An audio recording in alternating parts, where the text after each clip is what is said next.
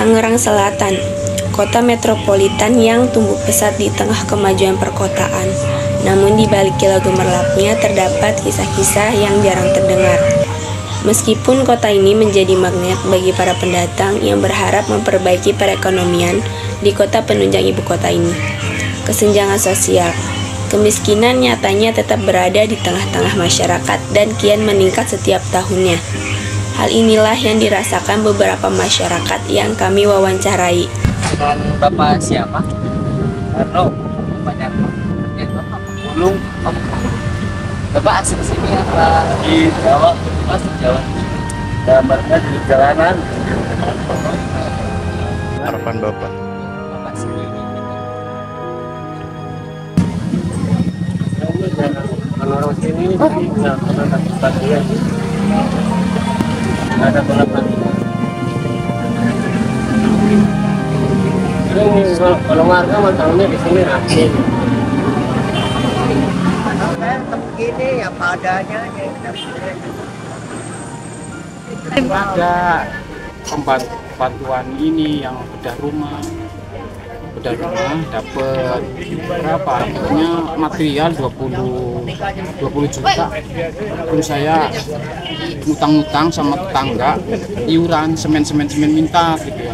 Ya alhamdulillah dikasih. Cuman saya ini lagi jalanin buat ngembaliin modal itu yang bedah rumah sudah kurangan. jangan marah ya. Dulu ada Orde Baru memang saya akui sistem kekuasaan nggak boleh menentang.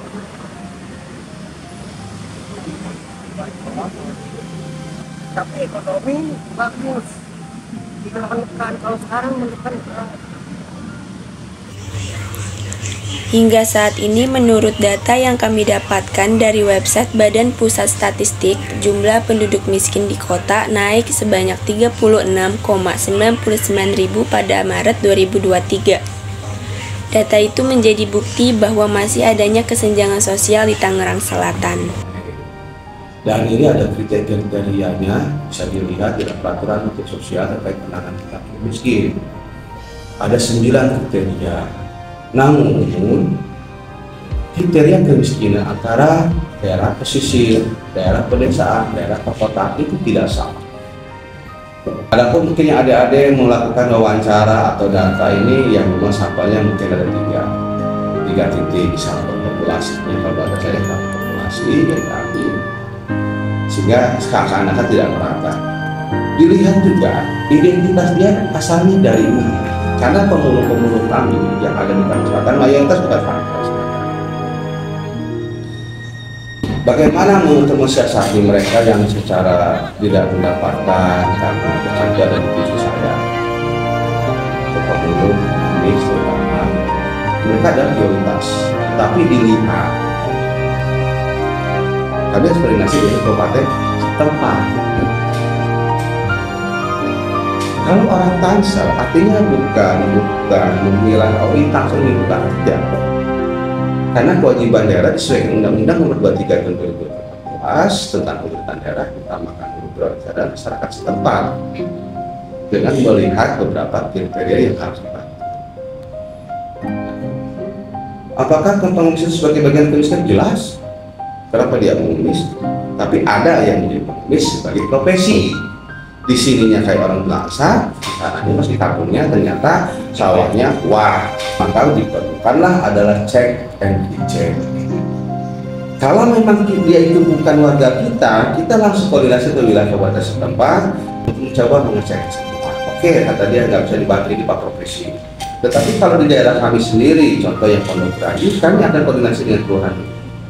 Setelah itu, apa yang kami lakukan? Kami lakukan beberapa hal, yaitu satu asesmen, yang kedua rujukan intervensi, ketiga baru sudah bantuan sosial. Karena murni dia adalah orang tidak. Bantuan itu tidak berlaku selalu bansos, tapi dilihat daripada kebutuhan. Karena bansos ini sangat rentan, sehingga kami selalu tidak menggunakan mekanik kami, tapi yang harus menerima. Banyak pemulung yang sudah mendapatkan bantuan tapi belum menyeluruh. Karena saya bilang tadi, tidak semua pemulung di Tangerang Selatan ini adalah merupakan masyarakat kota Tangerang Selatan. Karena dalam undang-undang sudah ditetapkan bahwa daerah terpaksa terhadap masyarakatnya. Di pasal di undang-undang pasal 34 tempat izin dan terlantar ada negara oleh negara. Itu ya. Jadi apa yang harus kita cari adalah bagaimana bahwa semua proses bantuan, mau itu tunai ataupun non tunai, semua harus berdasarkan tepat sasaran, sehingga terciptanya bahwa pemerintah ada dan dirasakan oleh masyarakat itu hadir. Ada lagi. Ini terkait norma, terkait kebijakan. Terkait kebijakan. Kalau kebijakan itu membuat kesenjangan itu tetap bertahan atau tidak, karena kesenjangan pasti tetap ada. Nah, kebijakan ini tetap membawa cara atau dia terus Mendekatkan. Nah, ini namanya kesenjangan. Oke?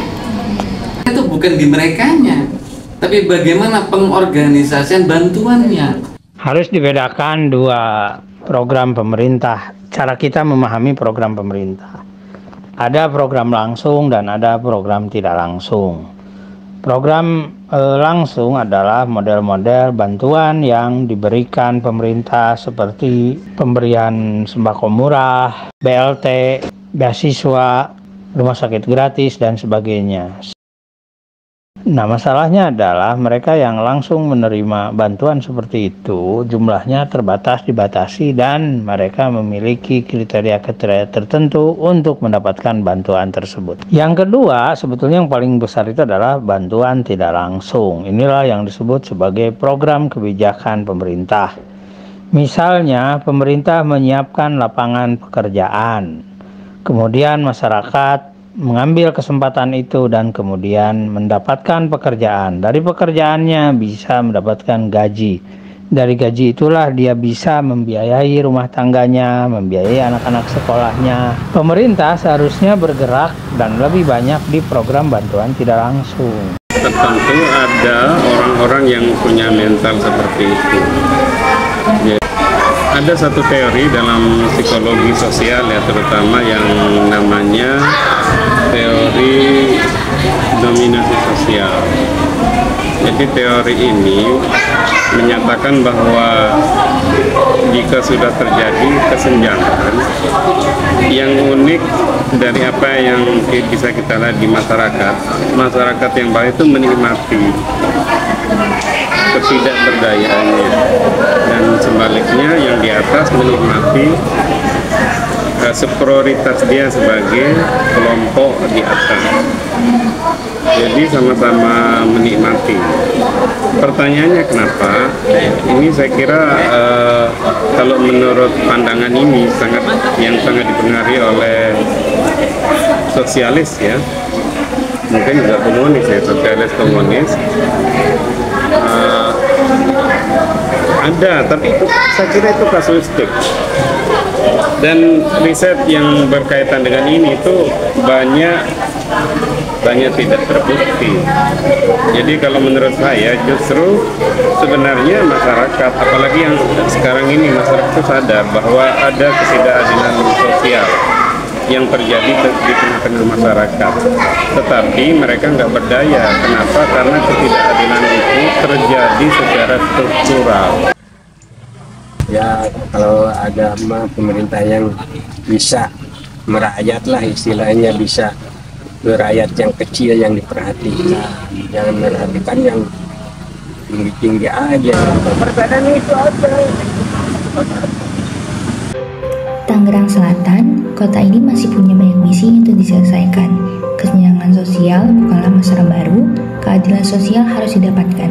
Oleh seluruh masyarakat Tangerang Selatan, lebih mudah mencari siapa yang akan dipersalahkan daripada mengakui kesalahan. Undang-undang dan peraturan daerah telah dibentuk kini. Tidak hanya pemerintah, kita semua harus peduli, termaksud masyarakat yang merupakan elemen penting dalam menerapkan guna menarik kesenjangan menuju keseimbangan. sehingga pemerintah juga dapat melakukan kerja yang efektif dan efisien. Maka dari itu, mari bersama-sama berkontribusi untuk membangun jembatan kesetaraan dan keadilan, agar setiap warga tanpa terkecuali dapat merasakan manfaat dari pertumbuhan dan kemajuan kota ini. Keadilan bukan hanya perlu dijalankan, tetapi juga dinyatakan dan tampak dijalankan. Semua bertanggung jawab akan kesejahteraan sosial. Salam sila kelima, keadilan sosial bagi seluruh rakyat Indonesia.